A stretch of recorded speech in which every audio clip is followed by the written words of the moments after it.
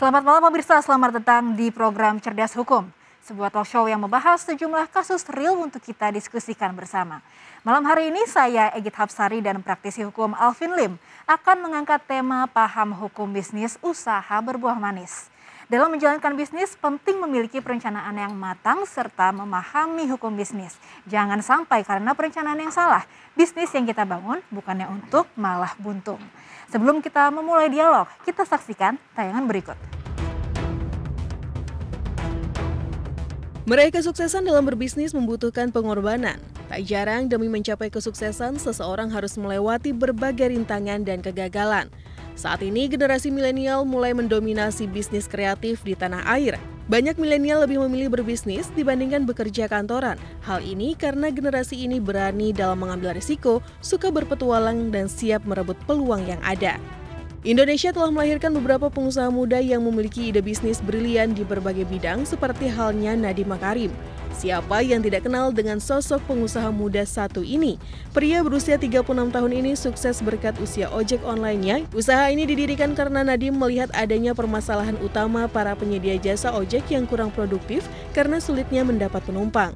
Berkat inovasinya ini, kini Nadiem duduk di kursi pemerintahan sebagai Menteri Pendidikan dan Kebudayaan Republik Indonesia. Kemudian ada Ahmad Zaki, founder sekaligus mantan CEO salah satu e-commerce terbesar di tanah air. Awalnya ide berasal dari ketertarikan Zaki terhadap dunia informatika sejak SD. Kemudian dari ketertarikan tersebut, akhirnya Zaki terus berusaha hingga akhirnya membuahkan hasil berupa e-commerce yang hadir pada 2010 dan mengantarkan dirinya menjadi pengusaha muda yang sukses. Pebisnis memiliki peran vital dalam pembangunan ekonomi suatu negara. Munculnya unit-unit usaha kecil hingga usaha besar berdampak besar dalam perekonomian. Namun mempertahankan bisnis memang bukan sesuatu yang mudah. Perlu semangat pantang menyerah yang tinggi serta tekad yang kuat. Pebisnis juga harus memahami hukum bisnis untuk menjamin keberlangsungan kegiatan bisnis yang diharapkan mengurangi potensi risiko yang dapat terjadi, khususnya terhadap wirausaha kecil dan menengah. Hukum bisnis dapat membantu memperbaiki sistem keuangan dan perbankan, memberikan perlindungan dan mewujudkan bisnis yang aman dan adil untuk semua pelaku bisnis. Ya pemirsa, malam ini telah hadir narasumber kami, Luti Yustika, kuasa hukum Ifranius Algari. Selamat malam Ibu. Selamat malam. Kabar sehat ya Ibu ya? Sehat, alhamdulillah. Alhamdulillah sehat. Dan juga narasumber kedua kita, seperti biasa praktisi hukum Bapak Alvin Lim. Selamat malam Pak Alvin. Selamat malam Ibu. Selamat malam juga ya Pak Alvin. Iya, sehat semua. Oke pemirsa, permasalahan yang berkaitan dengan hukum bisnis ini menjerat Ifranius Algari, seorang pengusaha muda yang berbisnis jual beli ponsel dan terjerat kasus tindak pidana pencucian uang. Betul begitu ya Bu ya? Iya. Dan karena Ifranius ini berhalangan hadir, langsung saja kami tanyakan kepada kuasa hukum yang mendampingi, Ibu Luti. Baik, Ibu Luti mungkin bisa diceritakan awal kronologinya ini seperti apa?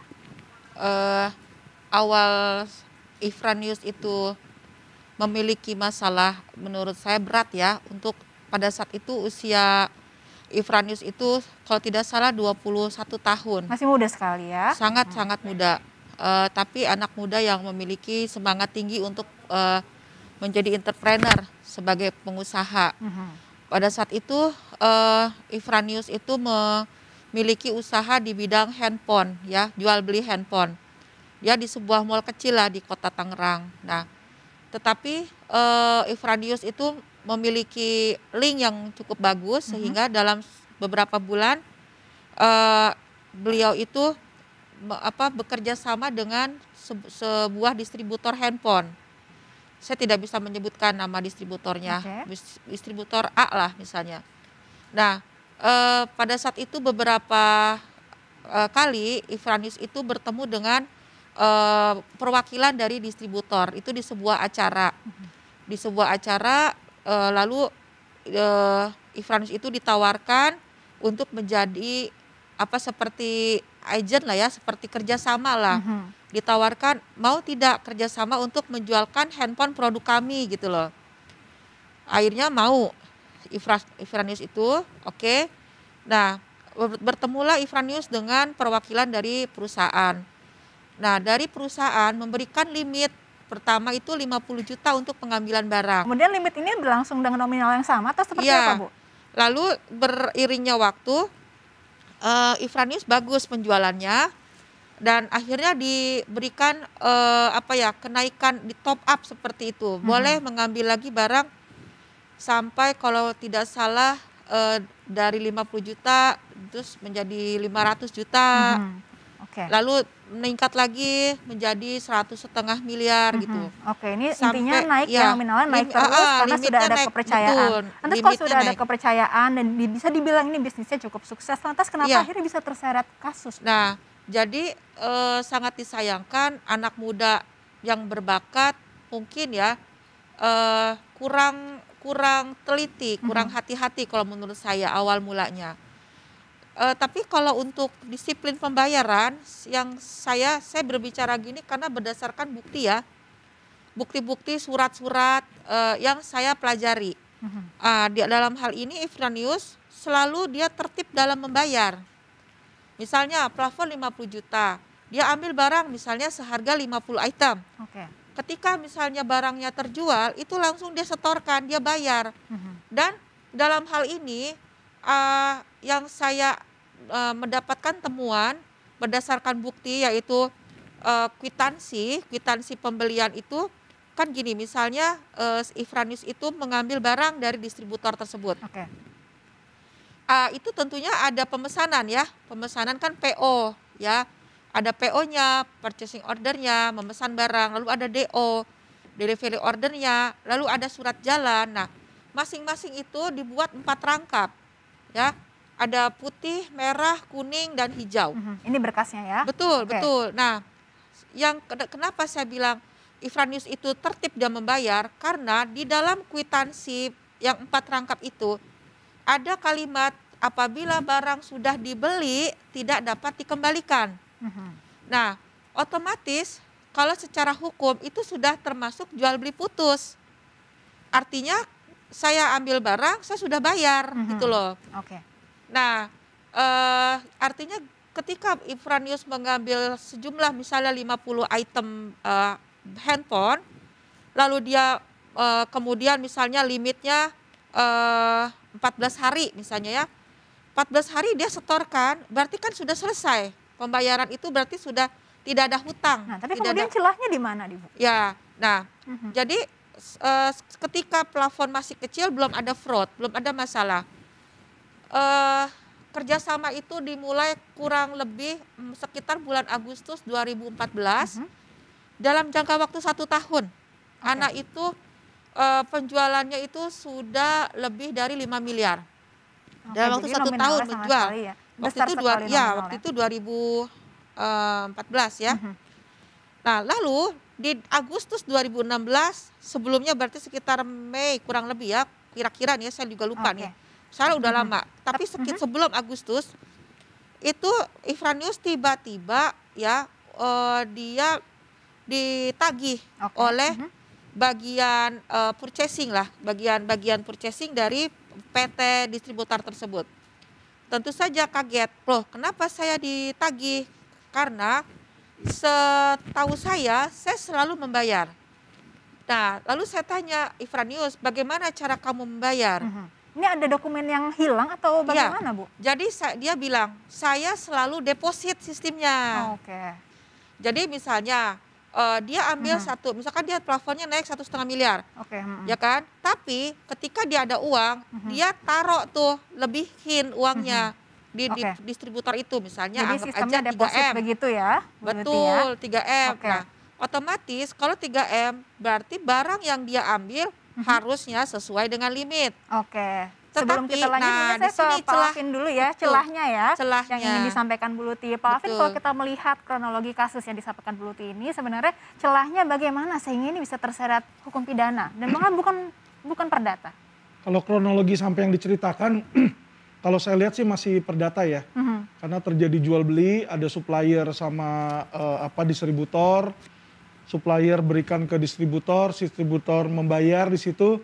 Itu semua masih diatur dalam hukum perdata pasal 1320 Jungto 1338 KUH Perdata. Masih harusnya sana. Masih perdata. Kemudian lantas bagaimana ceritanya bisa jadi pidana dari perdata ini? Kita bicara itu kronologi singkatnya. Kenapa jadi perkara, jadi fraud? Ternyata karena Ifranius itu sistemnya dia ada uang dia simpan dulu di distributor itu di setor. Deposit tadi ya? Deposit itu ya. Rupanya ada oknum. Di bagian apa? Di bagian invoice ya, invoice. Saya kebetulan waktu itu juga dibantu oleh tim saya ya. Ternyata ada invoice yang rangkap. Satu. Yang kedua, ada invoice yang diduga ada pemalsuan tanda tangan Ifranius. Oleh oknum ini? Oleh oknum, oleh oknum. Jadi nominal yang dipermasalahkan ini sebenarnya berapa besar sih, Bu? Jadi sekitar kurang lebih 4,6. 4,6 miliar rupiah. Dituduhnya 4,6 Ifranius itu belum membayar. Ya. Padahal ada deposit tadi ya? Ya, padahal pada saat itu sudah ada kelebihan bayar. Nah, memang kelemahannya saya akui dalam hal ini, namanya dia masih muda, pebisnis muda, dia tidak memiliki sistem. Ini dia kelemahannya ya. Nah, Pak Alvin kalau dari kasus yang diceritakan Bu Luti tadi sebenarnya kejanggalan yang Pak Alvin rasakan itu di mana, di sebelah mananya Pak? Jadi gini ya, sebuah kasus pidana bisa masuk ke pidana itu harus ada yang namanya mens rea dan actus rea, yaitu perbuatan atau tindakan yang melawan hukum. Itu yang harus dibuktikan di dalam persidangan. Apakah ketika Ifranius mengambil barang itu, dia mempunyai niat untuk tidak membayar, ataukah memang barangnya mandek nggak kejual sehingga belum ada cash untuk membayar. Nah itu yang perlu digali lebih lanjut di depan persidangan sebenarnya. Kalau dengan sistem deposit tadi sebenarnya gimana Pak?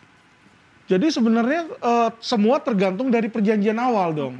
Yang namanya ada distributor dengan supplier, pasti kan ada kontrak agreement kan, perjanjian. Nah di dalam kontrak itu seperti apa diperjanjikan? Karena kan kita tahu di pasal 1338 berbunyi bahwa apa yang dibikin, surat yang dibikin antara dua belah pihak menjadi dasar hukum bagi si pembuatnya.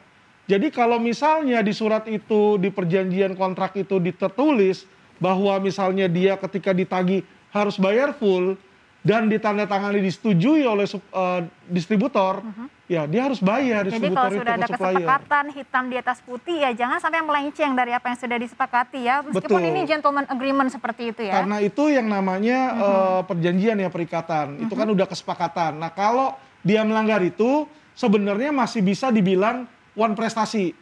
One prestasi ini adalah upaya hukum yang dilakukan melalui gugatan perdata ke pengadilan negeri setempat.